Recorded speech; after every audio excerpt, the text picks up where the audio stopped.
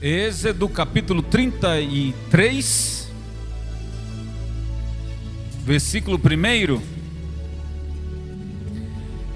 Disse o Senhor a Moisés: vai, sobe daqui, tu e o povo que tiraste da terra do Egito, para a terra a respeito da qual jurei a Abraão, a Isaque e a Jacó, dizendo: a tua descendência darei.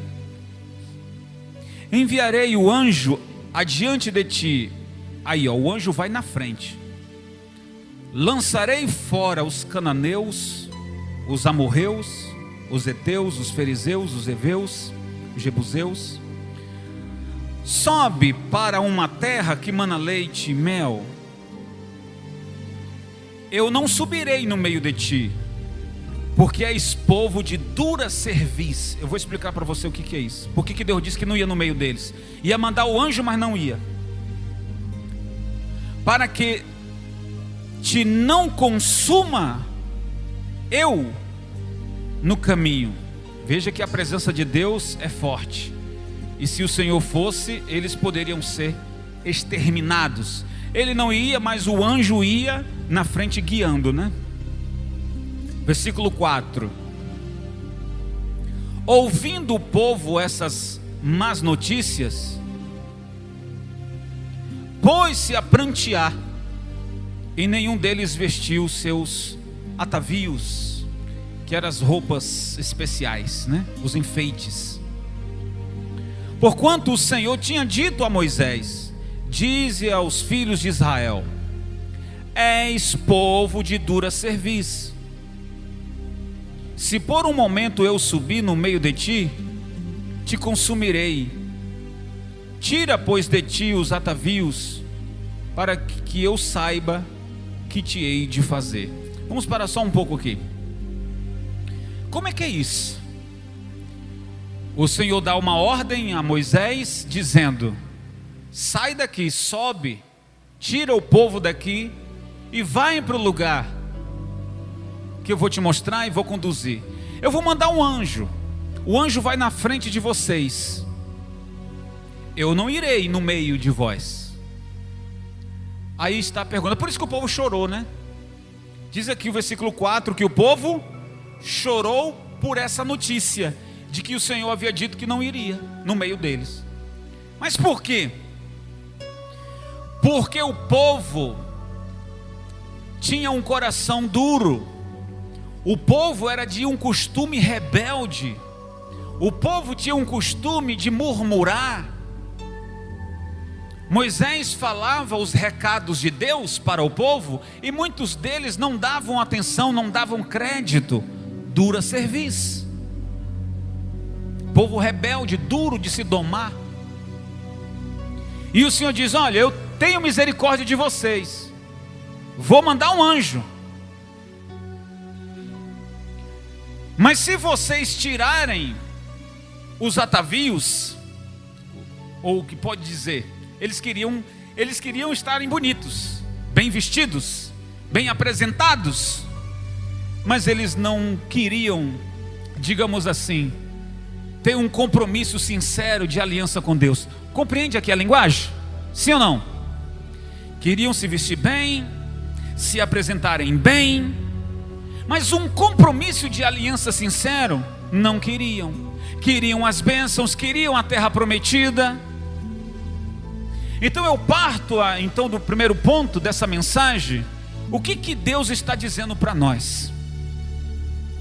Enquanto estivermos aqui na terra, enquanto estivermos aqui, as promessas que Deus fez a Abraão poderão se cumprir na nossa vida aqui na terra. De você ser bem sucedido, de você ser feliz, de você ser próspero, de você ser abençoado, etc, etc, etc. Agora, se formos falar da terra prometida que Deus prometeu ao povo, referindo-se a nós, não é uma terra, e sim um reino. Para nós aqui, Deus não está preparando uma terra. Para nós aqui, Deus está preparando um reino. É o reino da sua glória. Então vamos ver. Se eu não consigo ser fiel a Deus, se eu não consigo honrar a Deus, Deus não vai então poder me levar para o reino da sua glória, porque eu sou rebelde, porque eu sou opinioso, porque eu sou de coração duro, ou de dura serviço. O Senhor fala as instruções, mas eu não dou bola, eu não dou crédito. Mas aí eu quero prosperar, eu quero a bênção, eu quero entrar no reino. Eu só não estou disposto a fazer uma aliança com Deus. Como é que é isso, pessoal? E mesmo assim, Deus disse a Moisés: eu não vou com vocês, mas eu vou mandar um anjo. O anjo vai guiar vocês. E como a gente vai entender essa palavra para os dias de hoje? O Senhor Deus enviou Jesus, veio aqui nessa terra, deu a sua vida para resgatar a nossa vida, implantou o evangelho do seu reino, o reino da salvação. Disse: quem crê em mim será salvo, quem não crê será condenado.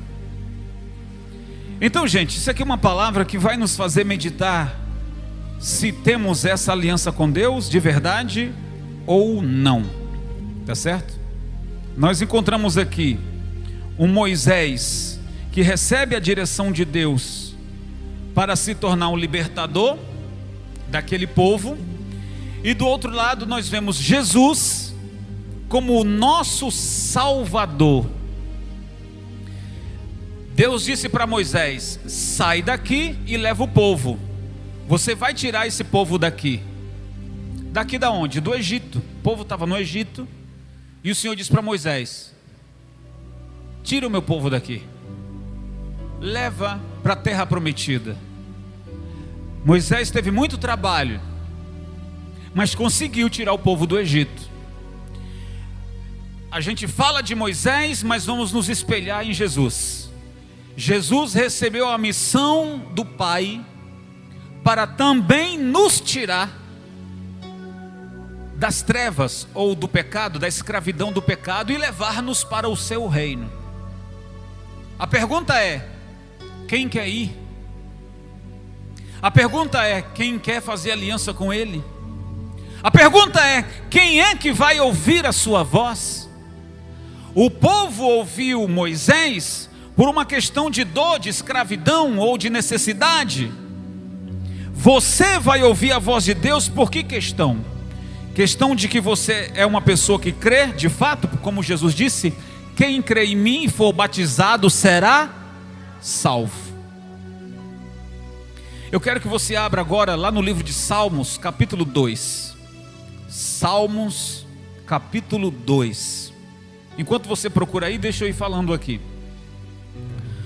Faraó não sabia quem era o escolhido. Não sabia. E porque ele não sabia quem era o escolhido, mandou matar todos as crianças, os meninos. Eu estou falando do Faraó, com a intenção de matar o escolhido. E se formos olhar para essa mensagem para os tempos de hoje, na época em que Jesus veio, a Bíblia diz que os 3 reis magos saíram do Oriente e foram seguindo aquela estrela. Mas antes, eles foram até Herodes. Eu estou falando aqui de Faraó e agora falando de Herodes, porque Faraó mandou matar os meninos, na intenção de matar o escolhido. Os 3 reis magos foram até Herodes no tempo de Jesus e disseram para o rei Herodes: nós viemos aqui para presentearmos o Messias, vai nascer nessa terra. Herodes educadamente disse: olha, quando você, eu não sei onde ele está, mas quando vocês encontrar, me diga que eu também irei adorá-lo. Era mentira. Herodes não queria mais um rei, ele era o rei. Então os 3 reis magos seguiram na direção daquela estrela e encontraram Jesus e presentearam. Glória a Deus. Só que o Herodes também mandou matar todas as crianças de 0 a 3 anos, com a intenção de matar o escolhido. Veja, Faraó mandou matar os meninos com a intenção de matar o escolhido, Moisés. Herodes mandou matar os meninos com a intenção de matar o escolhido, que era Jesus. Você está entendendo, né?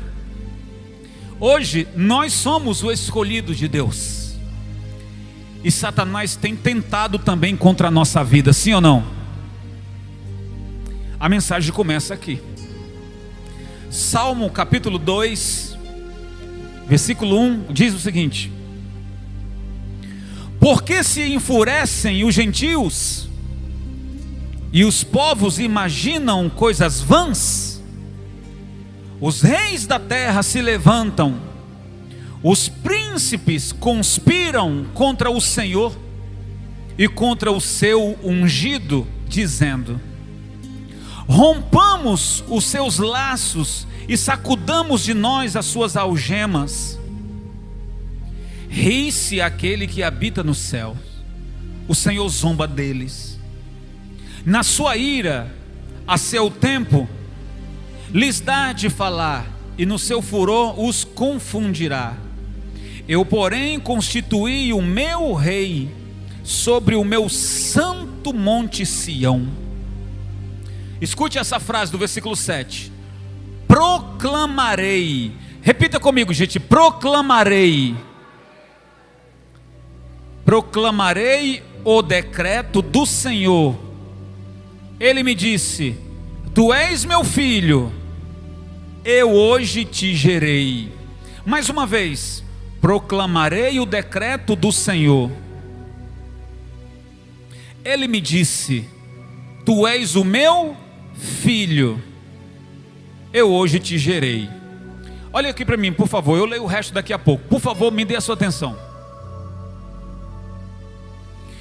Moisés foi criado dentro do palácio, mas Faraó não sabia que Moisés era... Ô gente, participa, por favor. Moisés, o Faraó mandou matar os meninos, não foi? Aí a mãe de Moisés pegou o menino, colocou numa cesta, colocou no rio Nilo, e aquela cesta foi indo e foi cair nas mãos da filha de Faraó.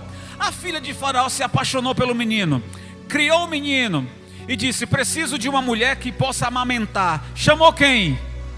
A mãe de Moisés, sem saber. A mãe de Moisés amamenta o menino. Moisés é criado no palácio, só que Faraó não sabia quem era o escolhido. Ele não sabia. Vamos entender assim: Satanás não sabe a revelação, mas o Filho de Deus, o escolhido de Deus, sabe. Você está me entendendo? Jesus nasceu em Belém, foi visitado por 3 reis magos. Herodes mandou matar o escolhido, mas não sabia onde ele estava. E esse último versículo que lemos diz, versículo 7: proclamarei o decreto do Senhor. Ele me disse: tu és meu filho, tu és meu... Está escrito aí, ó, tu és meu filho, eu hoje te gerei. Olha para mim, por favor, pessoal. Jesus, de 0 a 30 anos, o mundo não sabia quem era ainda o escolhido. Jesus já tinha nascido. Mas aos 30 anos, Jesus é proclamado no dia do seu batismo.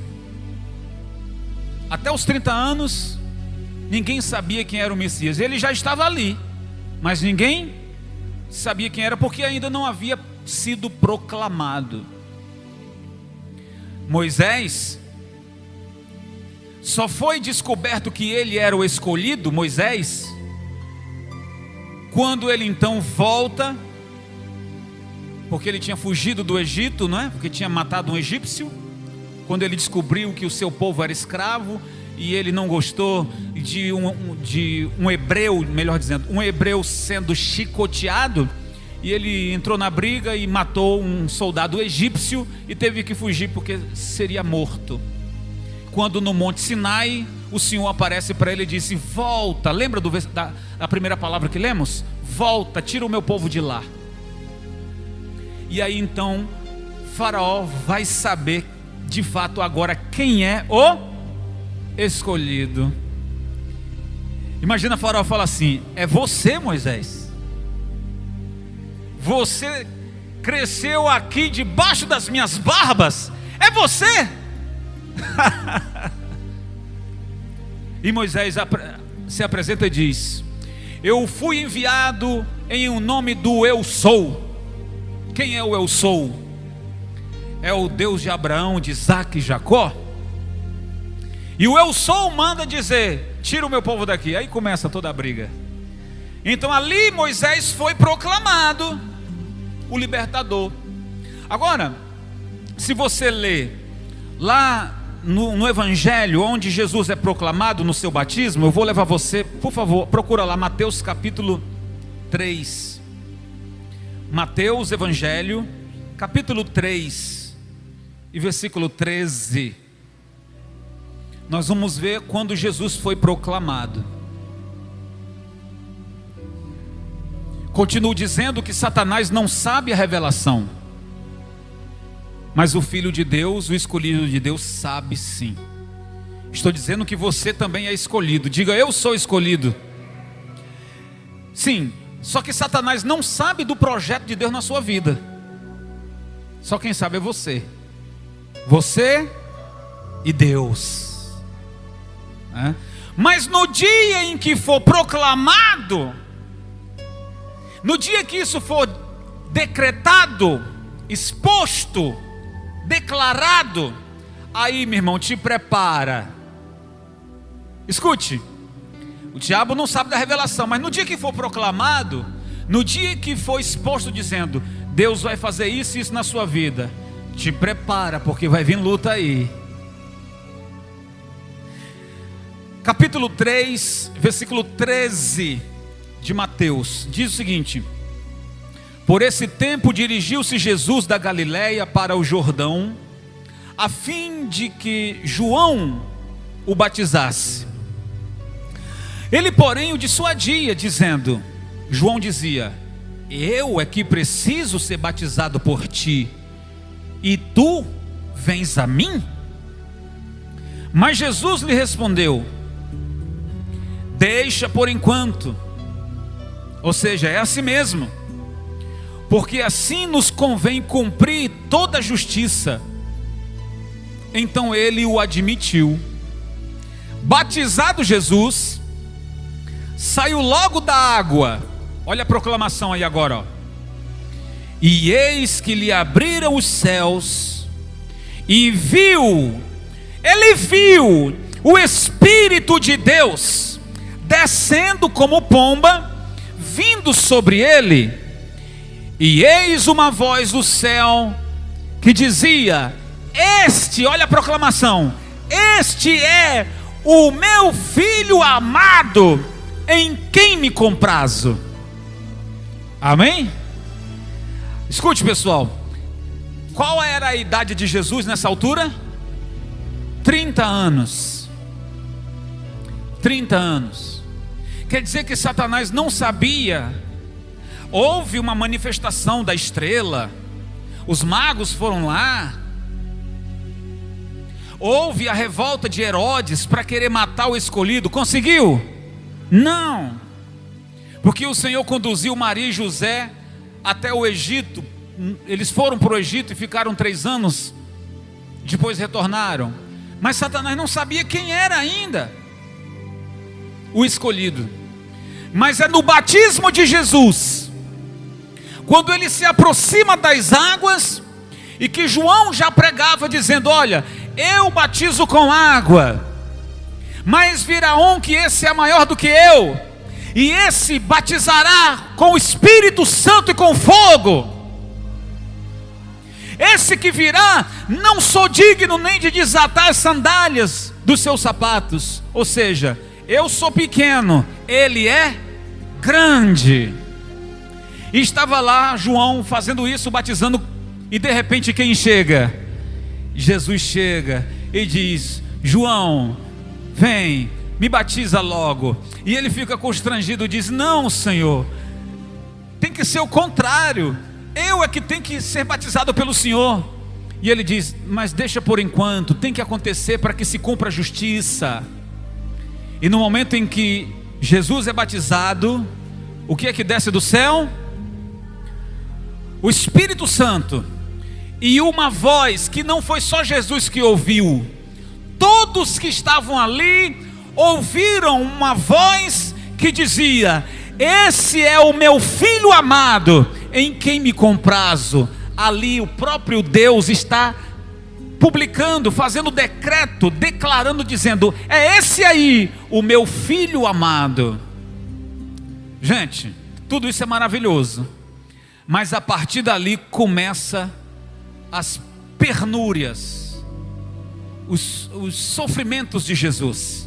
Se bem que ainda quando criança passou por tudo aquilo, mas é aos 30 anos, quando ele foi declarado, que Satanás agora passa a investir pesado, porque agora ele sabe quem é. Satanás agora sabe quem é. E aí eu quero declarar para você nessa mensagem o seguinte: uma coisa é ser filho de José, outra coisa é ser filho de... Lembra do Salmo 2, versículo 7? O Senhor diz: eu te gerei, você meu filho. Salmo 2, versículo 7, né? O Senhor está dizendo: eu te gerei, você meu filho. Então vamos lá. Uma coisa era Jesus ser conhecido: olha, ele é o filho do carpinteiro, e ninguém fazia conta. Outra coisa é as pessoas espalharem a notícia e dizer: eu estava lá quando João Batista estava batizando, quando ouvimos uma voz que descia do céu dizendo: esse é o meu filho amado. As pessoas espalharam dizendo: nós encontramos o Filho de Deus. Agora Satanás sabe quem é, e as investidas vão começar agora, trazendo para nós, no dia em que nós fomos alcançados pela misericórdia de Deus, no dia em que nós declaramos a Ele a nossa vida, e que foi feita essa aliança, a nossa batalha começou ali. Eu ouvi sexta-feira, eu atendi uma senhora aqui, e ela disse: eu pensei que aceitando Jesus já receberia logo o Espírito Santo, e eu já logo teria então a minha vida transformada, mas só veio luta de lá para cá. Ela disse, e eu falei para ela: olha, luta não é novidade. Quando você é declarado filho de Deus, a partir daquele momento Satanás vai declarar uma guerra contra você, porque ele não quer te perder. Satanás não quer nos perder. Entenda assim, pessoal, nós estávamos presos a Ele, e Jesus foi lá e quebrou essas correntes e nos libertou. Amém, gente? Ele não quer nos perder, e é ali que ele vai começar a investir.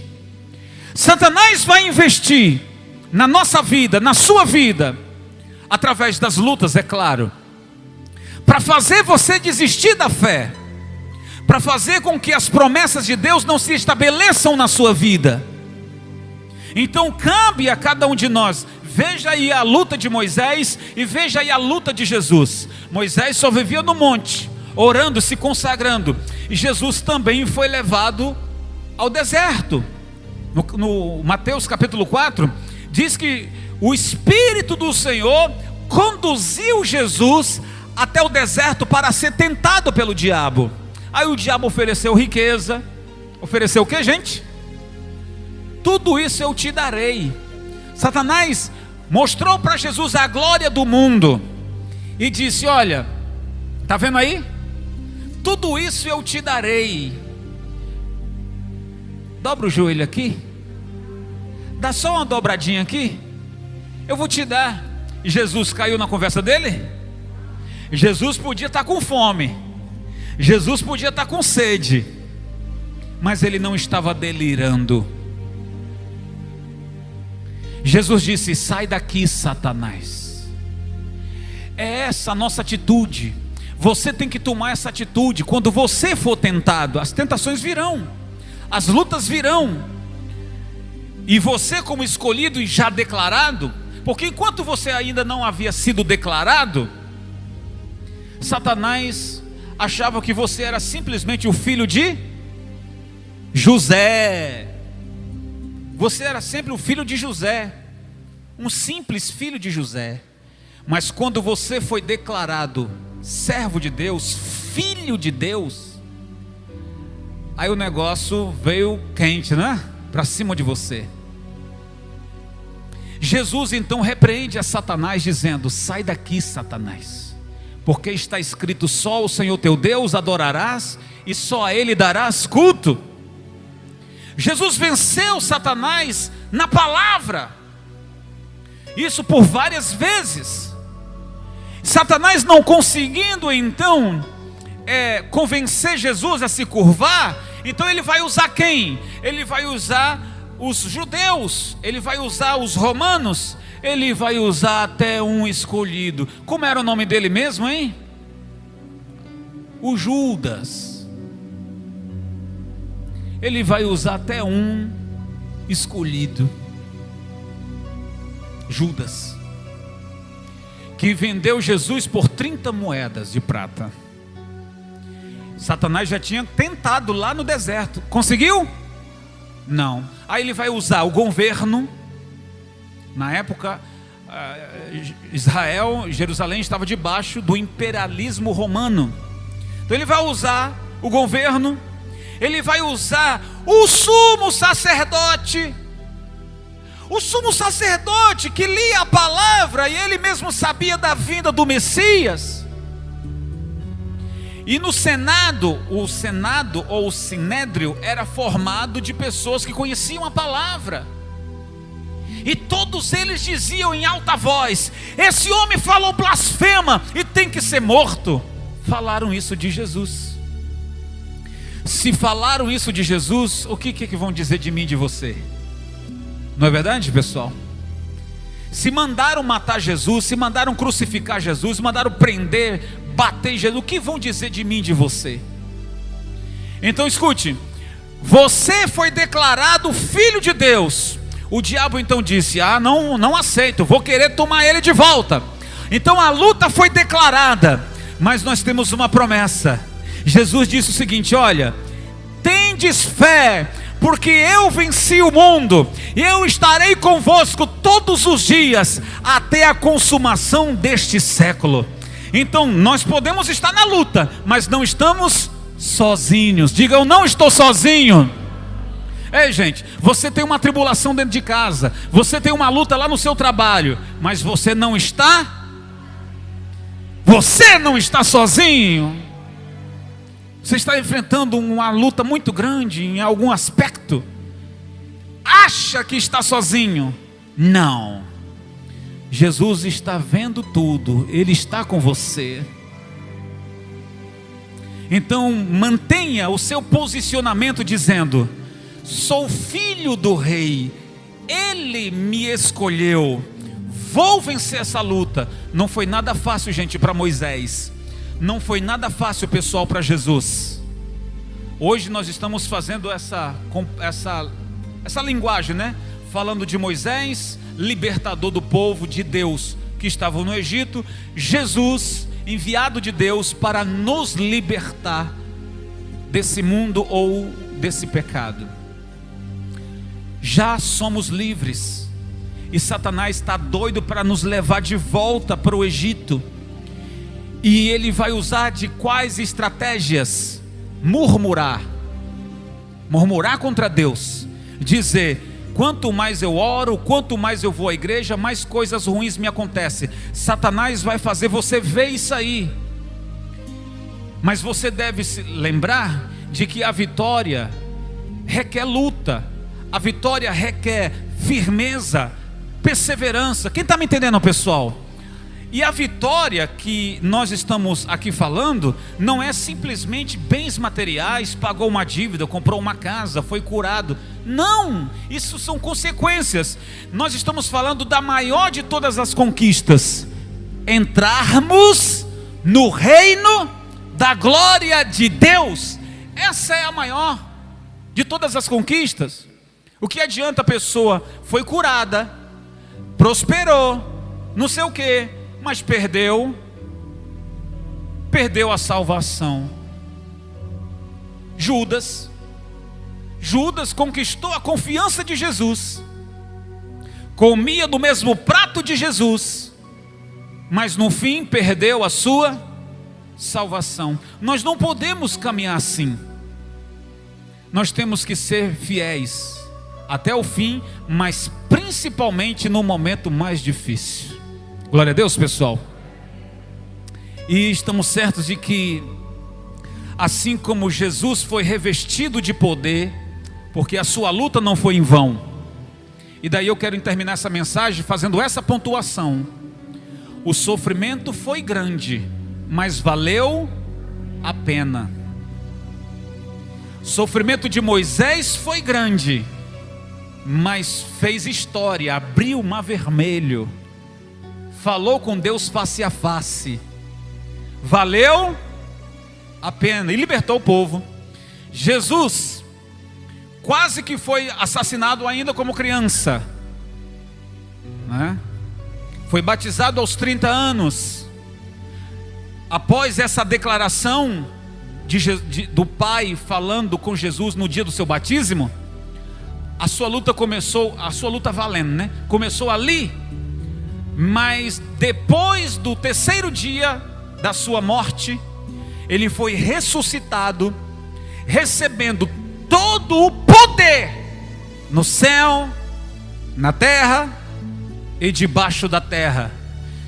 E que toda língua confesse que Jesus Cristo é o Senhor, e que todo joelho se curve, se dobre diante dele. Pergunto, valeu a pena? Sim, como valeu?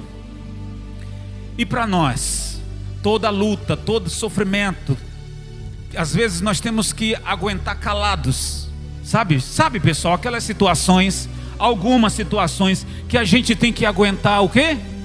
Calado. Suportar calado. É desconfortável? Sim. Não é nada agradável, mas no final você vai ver: louvado seja o nome do Senhor, que guardou o meu coração, me conservou. Glória a Deus. Você vai dizer isso? Glória a Deus. Quem recebe essa palavra, diga eu. Fica de pé e glorifica o Senhor bem forte, igreja.